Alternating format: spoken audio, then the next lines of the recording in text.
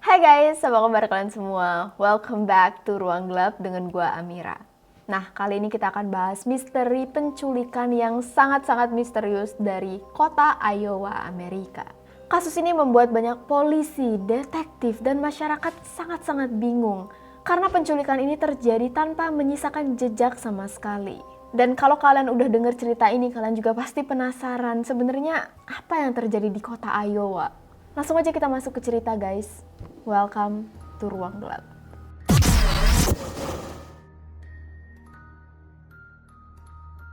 Eugene Wade Martin adalah seorang remaja laki-laki berumur 13 tahun yang tinggal di kota Iowa. Terlahir dari pasangan yang bernama Donald Martin dan Janice. Setelah Donald dan Janice bercerai, Eugene ikut tinggal bersama ayahnya, Donald, di rumah baru bersama istri barunya yang sudah memiliki 7 anak. Jadi secara tiba-tiba Eugene mendapat 7 saudara. Mungkin mendapat 7 saudara tiri terdengar mengerikan, tapi Eugene sangat-sangat disayang oleh semua anggota keluarganya. Bagi mereka Eugene ini adalah anak laki-laki, adik laki-laki yang sangat-sangat adorable. Eugene merupakan anak yang pemalu, baik hati, suka main bola, dan suka main video games. Dan juga Eugene ini sangat mandiri. Meskipun baru berumur 13 tahun, dia sudah bekerja pagi-pagi buta sebagai pengantar koran. Sebelum dia pergi sekolah dan shiftnya juga enggak tiap hari. Nah, di bulan Agustus di tahun 1984, kota Iowa akan mengadakan acara seperti bazar atau pasar malam. Yang berarti akan banyak makanan, mainan, dan jualan-jualan lainnya. Dan waktu Eugene mendengar acara ini, dia langsung pengen menabung lebih banyak supaya nanti saat dia pergi ke acara kota ini, dia bisa punya banyak uang dan membeli banyak barang. Karena kalau dia mengandalkan uang yang diberikan oleh orang tuanya, dia pasti harus bagi-bagi ke saudaranya yang lain. Jadi, untuk mengumpulkan uang lebih banyak, Eugene berinisiatif untuk mengambil extra shift. Nah, biasanya Eugene saat mengantarkan koran selalu ditemani oleh salah satu kakak tirinya. Tapi di tanggal 12 Agustus, kakak tirinya ini menginap di rumah temannya, sehingga Eugene pergi sendirian. Dan karena ini extra shift, kedua orang tua Eugene nggak tahu kalau dia bekerja hari itu. Donald mengaku memang dia mendengar suara alarm sekitar jam 5 subuh di hari itu, tapi dia kira Eugene masih ada di rumah, Eugene tidak pergi kemanapun. Jadi dia bingung kenapa tiba-tiba di jam 7 pagi, manajer tempat Eugene bekerja mengantar koran tiba-tiba menelpon dia dan bertanya kenapa Eugene enggak mengantarkan koran-koran yang harusnya diantarkan ke customer. Banyak customer yang komplain koran mereka enggak sampai, jadi si manajer bingung Eugene pergi kemana. Nah, ayahnya lebih bingung lagi. Di benaknya Eugene memang masih ada di rumah. Jadi dia langsung pergi ke kamar Eugene dan saat dia lihat Eugene gak ada di sana. Mulai panik, ayahnya segera menelpon saudaranya untuk bantu cari Eugene pakai motor. Dan mereka keliling-keliling kota sekitar tempat Eugene biasa mengantarkan koran-koran, tapi mereka nggak melihat Eugene sama sekali. Dan saat itu juga Donald ngerasa ada sesuatu yang perasaan yang sangat nggak enak, sehingga dia langsung menelpon polisi. Nah, 2 tahun sebelumnya, di kota yang sama, di area yang sama, anak bernama Johnny Gosch tiba-tiba menghilang secara misterius saat dia sedang mengantarkan koran. Johnny hingga saat ini belum pernah ditemukan. Johnny berumur 12 tahun, hampir sama dengan Eugene, bahkan muka mereka juga sangat mirip. Nah, gue akan ceritain sedikit sekilas cerita tentang kasus Johnny yang hilang secara misterius. Jadi suatu hari, keluarganya menemukan sepeda dan anjing Johnny yang biasanya dibawa bersama Johnny saat mengantarkan koran, itu tiba-tiba tergeletak di jalan dan Johnny nggak bisa ditemukan. Saat keluarga melaporkan hilangnya Johnny, polisi menyuruh mereka untuk menunggu selama 48 jam. Sebelum 48 jam, polisi tidak bisa mengeksekusi kasus ini sebagai kasus orang hilang. Sehingga begitu Johnny belum pulang-pulang lagi setelah 48 jam dan polisi melakukan penyelidikan, banyak sekali petunjuk yang terlewatkan. Polisi dan detektif menyelidiki kasus ini dengan sangat terlambat. Akibat kasus hilangnya Johnny Gosch, Presiden Amerika saat itu langsung mengeluarkan aturan baru. Di mana kalau ada orang hilang nggak perlu menunggu 24 jam, 48 jam, pokoknya begitu tahu atau begitu menyadari ada orang yang hilang langsung laporin ke polisi dan polisi harus dengan cepat menanggapi laporan ini.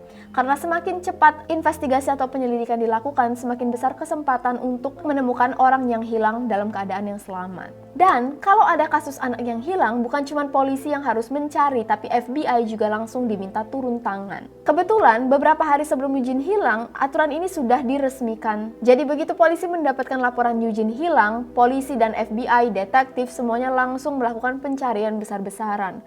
Masyarakat juga ikut membantu secara sukarela. Bahkan perusahaan kotak susu langsung menempelkan foto Eugene sebagai pencarian orang hilang. Salah, orang hilang yang dicari. Meskipun usaha dari polisi, FBI, detektif, masyarakat sudah sangat-sangat maksimal, tetap aja ternyata nggak banyak petunjuk yang mereka dapatkan. Ada 2 saksi yang menyatakan mereka melihat Eugene berada di jalan sekitar jam 5 sampai 5.30 pagi. Tapi Eugene yang mereka lihat nggak sendirian, dia bersama satu laki-laki, seorang pria ras Caucasian atau orang berkulit putih, yang berpakaian sangat rapi dan mereka ini mengobrol terlihat seperti antara ayah dan anak. Lagi-lagi kasus ini sangat mirip dengan hilangnya Johnny.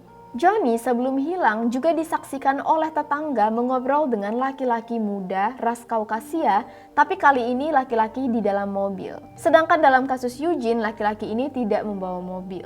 Setelah berjam-jam pencarian Eugene dilakukan dan masih belum ada tanda-tanda Eugene akan ditemukan, keluarga merasa sangat terpuruk. Mereka langsung merasa ini mungkin adalah kasus yang akan menghantui mereka entah sampai kapan. Mereka mulai takut seperti Johnny, Eugene mungkin gak akan ditemukan. Padahal 5 hari yang akan datang adalah ulang tahun Eugene yang ke-14 dan Eugene sudah sangat menanti-nanti kado dari keluarga ini. Kejutan dan acara juga sudah dipersiapkan oleh keluarga Eugene, mulai dari hadiah sepeda yang disiapkan oleh Donald, kue ulang tahun yang sudah dipesan, bahkan kue ini tetap diantarkan ke rumah Eugene dan disimpan di dalam kulkas karena Donald yakin Eugene suatu hari akan pulang dan akan memotong kue ini. Investigasi terus-terusan dilakukan, sehari, 2 hari, seminggu, sebulan, sampai akhirnya tahun dan tahun berlalu. Jumlah tenaga sukarelawan yang awalnya sangat banyak, lama-kelamaan menjadi mulai menipis.